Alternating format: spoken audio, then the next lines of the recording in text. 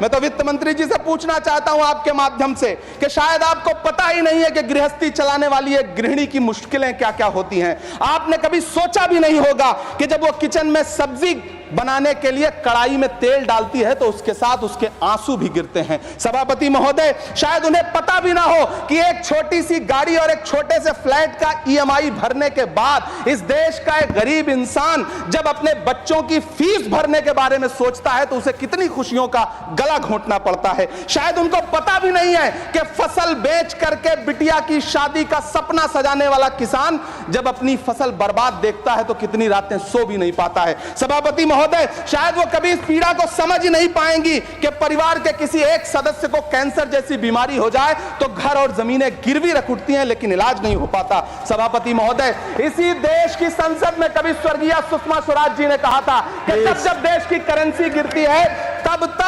देश की प्रतिष्ठा गिरती है। एक तरफ कोलंबिया जैसा छोटा सा देश और उसके प्रधानमंत्री गुस्तावो पेत्रो खड़े हैं जो कोलंबिया के नागरिकों को हथकड़ी लगाकर लाने वाले जहाज को अमेरिका बैरंग वापस लौटा दे रहे हैं, और दूसरी तरफ हमारे प्रधानमंत्री जी खड़े हैं जो बेड़ी और हथकड़ी लगा करके लाए गए बेटों के अपमान पर एक शब्द नहीं बोल रहे। सभापति महोदय, मैं इतिहास के पन्ने पलट रहा हूं, मुझे दो किरदार याद आ रहे हैं। एक तरफ निक्सन के 7वें बेड़े की धमकियों के सामने लोहे की तरह अडिग इंदिरा गांधी खड़ी हैं, तो दूसरी तरफ खुद ही नमस्ते ट्रंप का नारा लगाते हुए प्रधानमंत्री जी खड़े हैं। मेरे कानों में सुषमा स्वराज जी की आवाज गूंज रही है।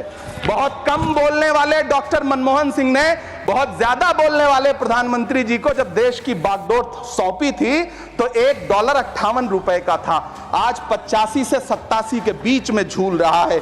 इन दिनों रुपए की अहमियत गिरती है तो न तो देश की प्रतिष्ठा गिरती है, ना प्रधानमंत्री की गरिमा। वो अब तिजारती पहलू निकाल लेता है, मैं कुछ कहूं तो तराजू निकाल लेता है। मैं इसलिए भी तेरे फन की कद्र करता हूं तो झूठ बोल के आंसू निकाल लेता है। सभापति महोदय, पिछले 80 दिन से 70 साल का एक बुजुर्ग एमएसपी की लीगल गारंटी मांगता हुआ आमरण अनशन पे बैठा हुआ है। काश ये बजट किसान नेता जगजीत डल्लेवाल की टूटती हुई सांसों की पीड़ा सुन पाता।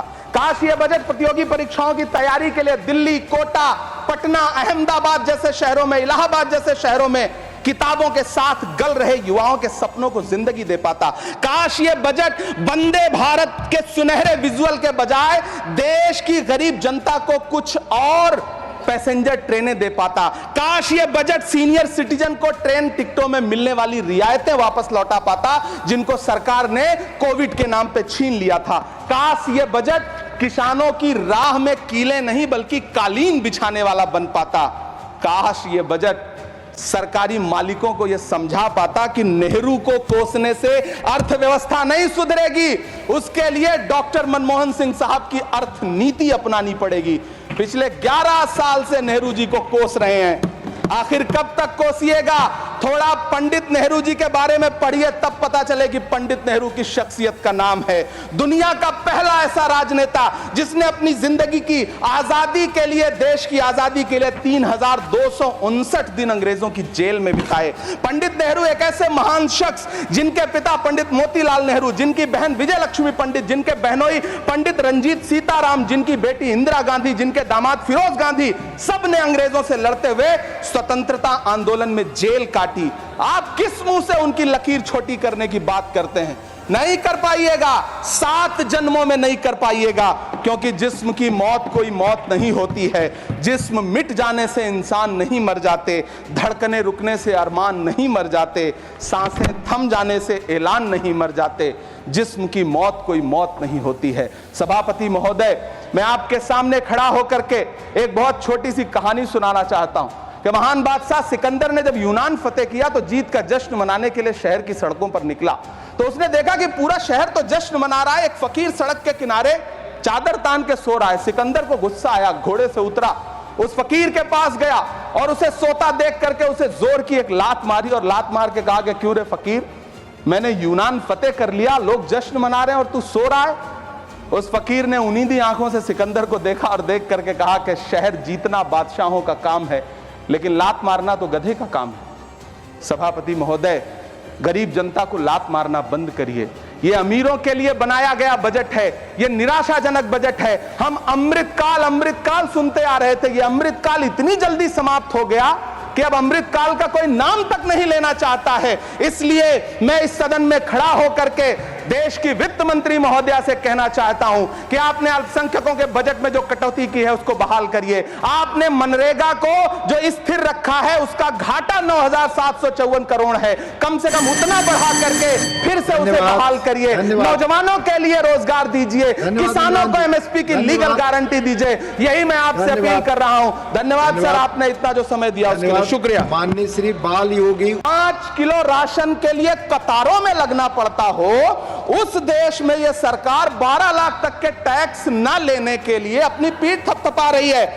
हुकूमत इस कदर आवाम पर एहसान करती है, ये आंखें छीनती है और चश्मे दान करती है। सभापति महोदय, महाराष्ट्र का भिवंडी हो, मालेगांव हो, इचल करंजी हो, यूपी का बनारस हो, मुआयमा हो, मुबारकपुर हो, रांची का छोटा नागपुर हो, बिहार का भागलपुर हो, हर जगह बुनकरों की उम्मीदें तोड़ रही हैं, लेकिन इस सरकार के पास उनके लिए कुछ भी नहीं है। मुरादाबाद का पीतल उद्योग, कानपुर का चमड़ा उद्योग, सहारनपुर का लकड़ी उद्योग, फिरोजाबाद का चूड़ी उद्योग, अलीगढ़ का ताला उद्योग, सब सरकारी प्लानिंग से तबाह हो रहे हैं। इन तमाम के बीच सरकारी सपोर्ट से बस एक उद्योग फल फूल रहा है, नोएडा का नफरत उद्योग। सभापति महोदय, जिस देश में 40 से 45% मेडिकल फैकल्टी की सीट खाली हो, वहां बजट में 75,000 नए मेडिकल सीट्स का ऐलान हो रहा है। सरकार बहादुर, कम से कम इस देश के पढ़े लिखे युवाओं को तो मूर्ख समझना बंद करिए। वो अब तिजारती पहलू निकाल लेता है। पहले 7500 मेडिकल सीट्स बाद में बनाइएगा, पहले जो एम्स में 2161 पद खाली पड़े हैं उनको तो भर दीजिए। वो अब तिजारती पहलू निकाल लेता है, मैं कुछ कहूं तो तराजू निकाल लेता है। मैं इसलिए भी तेरे फन की कद्र करता हूं तो झूठ बोल के आंसू निकाल लेता है। सभापति महोदय, फिर झूठ आया है, मैं उसे मिथ्या कर दे रहा हूं। शायरी में बार बार आ जाता है, क्या करूं महोदय। काश ये बजट, सभापति महोदय, वो एक शब्द मैं मिथ्या कर दे रहा हूं सर, वो एक शब्द को हटा दीजिए। ध्यान रखें, ऐसे जो भी शब्द होंगे आपके वहां। सभापति महोदय, काश ये बजट बीपीएससी के पेपर लीक की शिकायत करने वाले नौजवानों पर बरसती हुई पुलिस के लाठियों पे, जख्मों पर मरहम लगा पाता।